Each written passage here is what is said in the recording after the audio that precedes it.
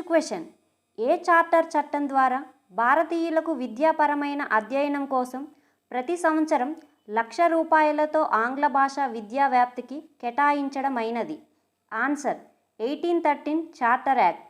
Second question, భారతదేశపు మొట్టమొదటి లిఖిత చట్టంగా ఏ చట్టాన్ని పేర్కొంటారు?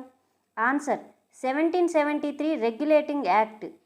Third question, 1784 Pitt's India act చట్టం ద్వారా ఏర్పడిన ద్వంద్వ పాలన ఏ చట్టం ద్వారా ముగింపు పలికినారు? Answer 1858 government of India act.